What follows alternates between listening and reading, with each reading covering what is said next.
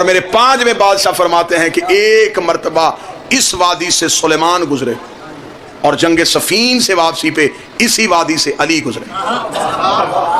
अब जिसने सतर मोहब्बत के साथ जो फकीर नवाज लोग बैठे हैं, जब जनाब सुलेमान गुजरे थे तो चूंटियों की सरदार जो उस वक्त थी उसने कहा था बिलों में चली जाओ, कहीं सुलेमान का लश्कर तुम्हें कुछ न दे। जब अली गुजरे चूंटियों की सरदार ने कहा ओ चूंटियों बिलों से बाहर आओ, वो देखो अली आ रहा है, बिलों से बाहर आओ, वो देखो अली आ रहा है। जैसे सुलेमान ने उठाया था वैसे ही अली इब्न अबी तालिब ने चूंटियों की सरदार को उठाया। फरमाया सदियों पहले यहाँ से एक नबी गुजरा था, उसके सर पे नबूवत का ताज था, उसका तख्त हवा में था, वो कायनात की मखलूकात को साथ लिए हुए था। तब तुम्हारी सरदार ने कहा था बिलों के अंदर चली जाओ, आज तूने कहा कि बिलों से बाहर आ जाओ। चूंटी ने अली का हाथ चूम के कहा वो नबी था, तेरा चेहरा देखना इबादत है।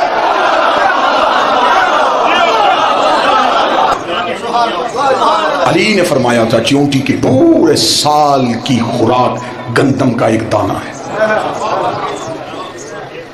मौला अली ने फरमाया था चूंटी की पूरे साल की खुराक गंदम का एक दाना है। अब जमींदार बैठे हैं, तुम कदर करोगे। मौला अली ने फरमाया चूंटी जब दाने को स्टोर करती है तो 4 हिस्सों में करती है।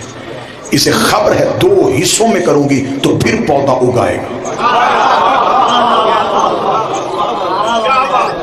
ये दाने को 4 हिस्सों में कर देते हैं।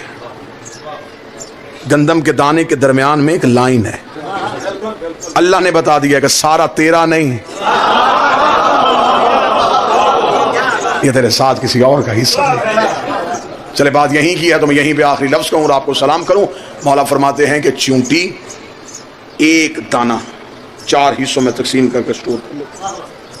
अली ने फरमाया था आपने अक्सर देखा होगा चूंटियां जब भी चलती हैं कितार में चलती हैं। मौला ने इनकी कितार में चलने की वजह बताई थी।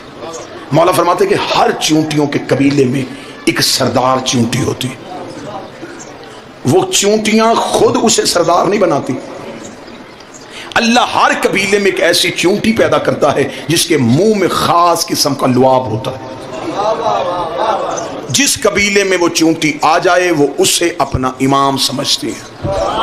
चूंटियां भी अपना इमाम खुद नहीं बनाती,